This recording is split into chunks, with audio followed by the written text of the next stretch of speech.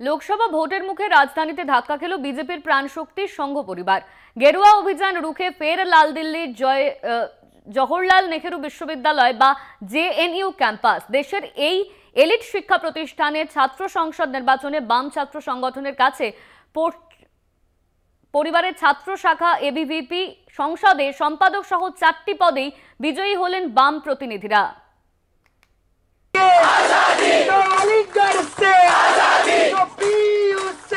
দীর্ঘ কয়েক দশক ধরে জেএনইউ বাম ছাত্র সংগঠনের শক্ত ঘাঁটি।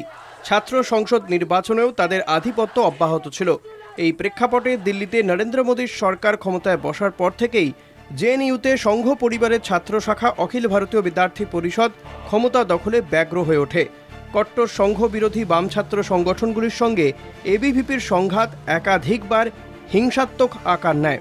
এমনকি কেন্দ্রের নেতা মন্ত্রীরা পর্যন্ত জেএনইউকে রাষ্ট্রদ্রোহী মুক্ত করার ডাক দেয়।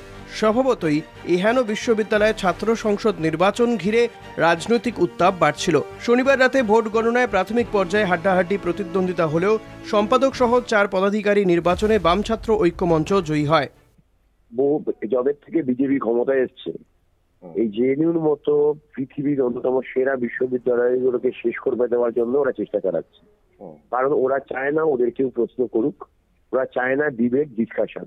সাধারণ ছাত্রছাত্রীরা নিজেদের শিক্ষা বাঁচানোর জন্য যখন ফিস বৃদ্ধি পাচ্ছে, যখন জেএনইউতে একটার পর একটা কোর্স বন্ধ হচ্ছে, যখন সেখানে দাঁড়িয়ে স্কলারশিপ গুলো পাওয়া যাচ্ছে না, গরিব ঘরের সন্তানের শিক্ষার অধিকার সোনার পাথর বাটি হয়ে যাচ্ছে, ঠিক সেই সময় দাঁড়িয়ে জেএনইউ ছাত্ররা ঐক্যবদ্ধ ভাবে দাঁতের দাঁত কামড়ে, যারা একদম প্রথম দিন থেকে যারা আক্রমণের শিকার হয়েছে, বিজেপি যারা রক্তাক্ত হয়েছে, তারা কিছুদিন আগেও জিবিএম এ রক্তাক্ত হয়েছে এবং তারা বিভিন্নভাবে তাদের সংঘ ঘনিষ্ঠ প্রফেসরদের দ্বারা হেনস্থার শিকার হতে হয়েছে।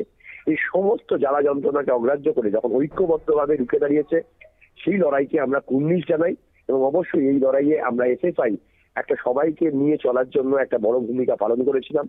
আমরা চাই এই সময়কালের মধ্যে দাঁড়িয়ে যে ফ্যাসিস্ট সরকার আমাদের দেশে চলছে তাদের বিরুদ্ধে আমাদের একসাথে লড়তে হবে এবং তাদেরকে হারাতেই হবে। ছাত্র সংসদের সভাপতি পদে ধনঞ্জয়, সহ সভাপতি পদে অভিজিৎ ঘোষ, সাধারণ সম্পাদক পদে বাম সমর্থিত প্রিয়াংশী আরশো ও যুগ্ম সম্পাদক মোহাম্মদ সাজিদ এবিভিপিকে হারিয়ে জয় পেয়েছেন।